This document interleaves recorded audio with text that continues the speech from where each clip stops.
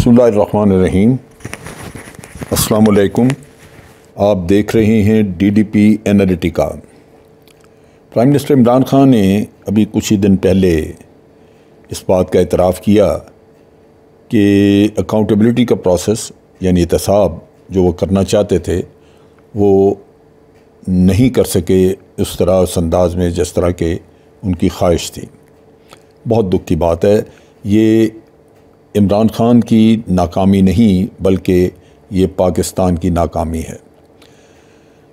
दरहकीकत पाकिस्तान आज एक ऐसे मखमसे में है, एक ऐसी मुश्किल में फंसा पड़ा है जहाँ एक तरफ तो वो कवानीन हैं जो कि 90 की दहाई में बनाए गए, जबकि हमारे यहाँ कभी PMLN की गवर्नमेंट और कभी PPP की गवर्नमेंट थी, और उन्होंने एक लिहाज से यूँ कह लीजिए कि करप्शन को जितना तहफ़्फ़ुज़ दे सकते थे दे दिया।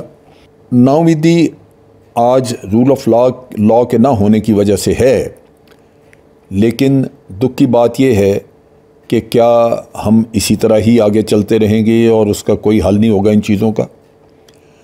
जो कानूनी तहफ़्फ़ुज़ 90 की दहाई में दिया गया उसमें यहाँ से जो हमारे फॉरेन एक्सचेंज है उसको बाहर ले जाने के लिए जो इजाज़त दी गई, बैंकिंग चैनल्स को इस्तेमाल किया गया इस तरह कि आप अगर बाहर से डॉलर लेके आते हैं और आपके बैंक में यहाँ पे पहुँच गए तो आपसे कोई नहीं पूछा जाएगा कि ये डॉलर बाहर से किसने भेजे, कौन रिश्तेदार, क्या बिज़नेस उसका।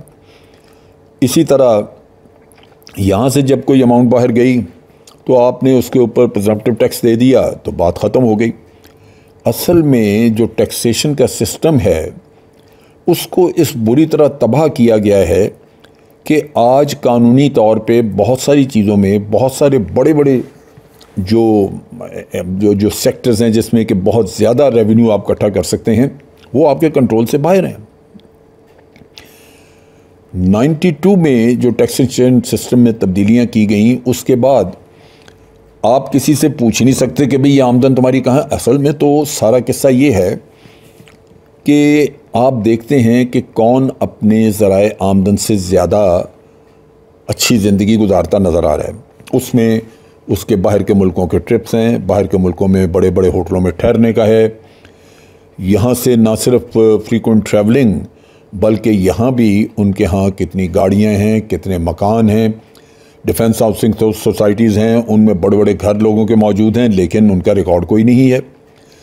सो ये एक आप समझ लीजिए कि एक ऐसा मेहनत करके जिसमें पार्लियामेंट भी शामिल है, अदालतें भी शामिल हैं, इन्होंने मिल के एक ऐसा सिस्टम तैयार कर दिया है जो बड़ी हद तक करप्ट आदमी को मदद करता है।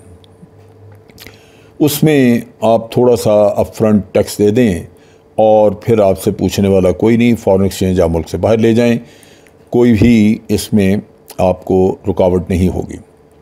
अच्छा, ये तो एक सिलसिला है कवानीन का जहाँ पे कि बहुत सारी चीज़ें हैं। अगर वो सारे कवानीन का यहाँ जिक्र किया जाए और अदालतों का जिस तरह के वो कवानीन अदालतों में चैलेंज हुए और मुख्तलिफ़ वक्तों पे अदालतें उसको तहफ़्फ़ुज़ देती रहीं जिससे वो करप्शन जो है वो लीगलाइज होती रही, वो तो एक अलमिया है।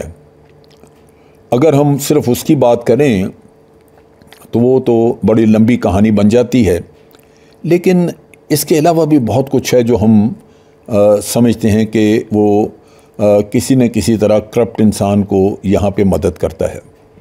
हमने 18वीं तरमीम की, सूबे बड़ी हद तक आज़ाद हो गए आपके तसल्लुत से, और आज देखिए कि फेडरल गवर्नमेंट जो है वो उस पोजीशन में ही नहीं कि किसी को पूछे, चेक कर सके कि आप कर क्या रहे हैं। सिंध में मिसाल के तौर पे अगर आप देखें डेवलपमेंट फंड्स हैं वो दबा के खाए पिए गए, जिसकी वजह से आज अंदरून सिंध आप जाके देखें कोई डेवलपमेंटल वर्क नहीं नज़र आता आपको। फिर अभी लोकल बॉडीज़ के मामले में कवानीन की तब्दीली की गई और बहुत सारे महकमे जो हैं वो लोकल बॉडीज़ से लेके सूबाई हुकूमत में रख लिए।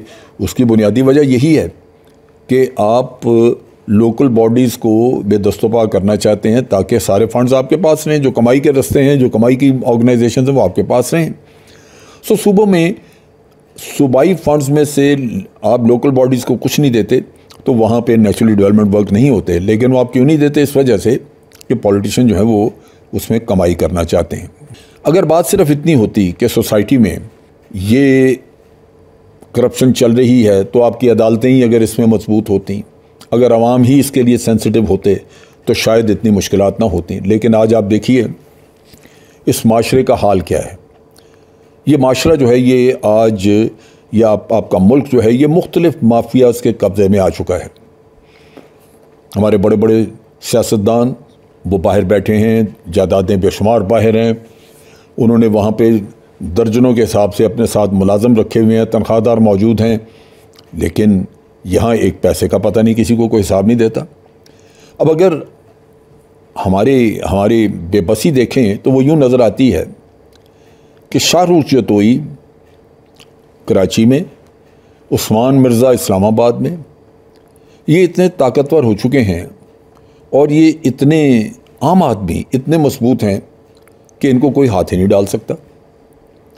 इमरान खान आज शायद उसका मुकाबला तारीख़ के सबसे बड़े मुनज़्ज़म माफिया से है।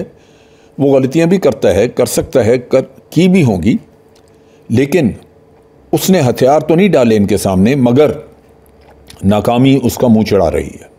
कोई भी अगर आज देख लें तो इमरान खान के होते हुए सज़ा नहीं पा सका। ये सिस्टम जो अज़ैर बलोच को, जो रॉ अनवार को सज़ा देने की अहलियत और जुर्रत नहीं रखता, वो हम समझते हैं कि शायद जरदारी या नवाज शरीफ या उसके पूरे कबीले को सज़ा देने में कामयाब होगा। ये कैसे हो सकता है? इसका तो वो सोच, ये सिस्टम तो उसका सोच भी नहीं सकता। यहाँ शाहरुख जतोई रियासत का दामाद बना बैठा है, मौजें मार रहा है। इसी तरह शर्जील मेमन है, उसको भी कोई हाथ नहीं डाल सकता।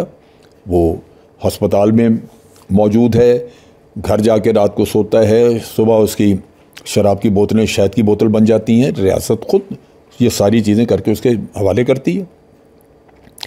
सो इंसाफ तो है ही नहीं। और आप जितना जी चाहे मुल्क में तरक्की के ख्वाब देख लें, जब तक इंसाफ नहीं होगा, जब तक तहकीकाती अदारे काम नहीं करते होंगे, आप आगे बढ़ ही नहीं सकते, सवाल ही पैदा नहीं होता। सो इमरान खान के साथ ये एक अलमिया, इस अलमिया में बचा जा सकता था अगर उसके साथ टीम बेहतर होती। लेकिन बदकिस्मती कि जो टोला उसके साथ है उसमें भी बहुत सारे लोग इसी तरह के हैं। मैं सिर्फ इतना कहूँगा कि इमरान खान की एक डेफिनेटली एक हमारे साथ आप कह लीजिए कि मेहरबानी वो ये है कि उसने एक तो इस सिस्टम की तमाम कमज़ोरियाँ सामने खोल के रख दी। उसमें अदलिया भी है, ब्यूरोक्रेसी है, मीडिया है, और उसके साथ साथ उसने इन तमाम उन स्टेक होल्डर्स का जो कि इस खेल में मुलव्वस हैं, उनको उसने नंगा करके रख दिया। आप देख लीजिए कि माफियाज़ किस तरह कंट्रोल करते हैं। पेट्रोल सस्ता हो तो पेट्रोल जो है वो गायब हो जाता है, क्योंकि उन्होंने उस कीमत पे देना नहीं आपको। पेट्रोल की कीमत बढ़ती नज़र आए तो 2 दिन पहले पेट्रोल बेचना रोक दिया जाता है। जिस दिन कीमत बढ़ती है उस दिन आपको बेचना शुरू कर देते हैं। इसी तरह चीनी वालों ने आपके साथ हाल किया। ये चीज़ें जो हैं ये बताती हैं कि ये माशरा किस हद तक गल सड़ चुका है। आज इस माफिया को अगर कोई हाथ लगाए तो उसका अंजाम अच्छा नहीं होगा। इस माफिया में बैठे नवाज शरीफ, जरदारी, इसहाक डार, इनको कोई हाथ लगा नहीं सकता, और हमेशा इनको तवक्को रहती है कि ये फिर निज़ाम का हिस्सा बनेंगे या कि इसी निज़ाम के ऊपर मुसल्लत होंगे। और इनके नीचे बैठी हुई जो ब्यूरोक्रेसी है उनको भी पता है कि ये लोग दोबारा वापस आएंगे और यही आके हमारे माई बाप बन के काम चलाएंगे। चुनाचे उनको भी सूट करता है कि वो चोरों का साथ दें।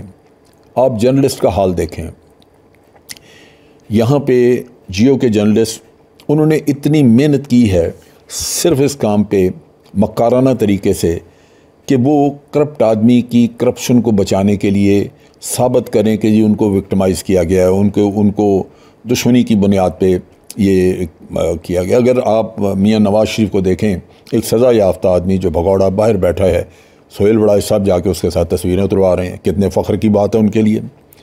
सो अगर पैसे की वजह से, उनकी दौलत की वजह से मीडिया के कुछ लोग उनके ग़ुलाम बन गए तो वो पब्लिक ओपिनियन को तब्दील करने में एक बड़ी मेहनत करते हैं और आवाम में एक तासर फैलाया जाता है कि करप्शन नहीं हुई, ये तो सिर्फ ज़्यादती कर रही है इनके साथ इस्टेब्लिशमेंट, ज़्यादती कर रही हैं अदालतें, वरना तो ये बहुत ही पारसा लोग थे। अनफॉर्चुनेटली ये तासर अवाम में भी फैल गया। अब आप इस पे वकला की हालत देखिए। वकला यानी हमारी जो सुप्रीम कोर्ट की बार एसोसिएशन है, उसने मियाँ साहब की ताहयात नाहली के बारे में, नाहली के ख़िलाफ़ एक पिटीशन दायर किया सुप्रीम कोर्ट में, और वो इस चीज़ के लिए टकरें मार रहे हैं कि जनाब ये नाहली जो हुई है उनकी हमेशा ताहयात, इसको ख़त्म किया जाए। वकीलों का दबाव है, सुप्रीम कोर्ट की बार एसोसिएशन मुत्तहिद होके कूद पड़ी है और मुझे तवक्को है कि सुप्रीम कोर्ट ये रिलीफ दे देगा। ये ख़बर नहीं है, ये कौम के साथ एक सानहा है कि हम इतने अखलाकी तौर पे गिर चुके हैं कि हम उन ज़िम्मेदारों को, जो चोर, डाकू, लुटेरे जिन्होंने इस मुल्क को बर्बाद किया है, हम उनको समझते हुए, जानते हुए कि ये मुजरिम हैं, उनको तहफ़्फ़ुज़ भी देना चाहते हैं, उनके लिए राह हमवार करना चाहते हैं ताकि वो वापस हुकूमत में आए। ये इतना बड़ा अलमिया है इस कौम का। फिर इससे बड़ा अलमिया ये है कि अवाम की बेहिस्सी।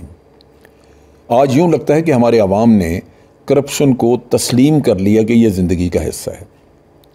मैं ये चीज़ें बार बार इसलिए कहता हूँ कि ज़रूरत इस बात की है कि मेरी इन वीडियोज़ के ज़रिए जिस तक भी ये मेरी आवाज़ पहुँचे, बात पहुँचे, उनके अंदर एहसास एक पैदा हो कि ये मुल्क बर्बाद हो रहा है, इसमें करप्शन रोकना इंतहाई ज़रूरी है। करप्शन माँ है तमाम उन बुराइयों की जो हम सोसाइटी में देखते हैं, वो किसी भी किस्म की हो, अखलाकी गिरावट हो, फहाशी हो। जब हराम का पैसा पल्ले होता है तो सब कुछ होता है। तो मेरी तो गुजारिश यही होगी पाकिस्तानियों से कि खुदारा इसके लिए आवाज़ उठाएं। ये माफियाज़ जब तक मौजूद रहेंगी, ये जिनको सिसिलियन माफिया भी कहा है, मुल्क बर्बाद होता रहेगा। ये बचाना अवाम का काम है। अवाम अगर बेहिस्सी का मुजाहरा करेंगे तो मुल्क लुटता रहेगा। आज के लिए इतना ही।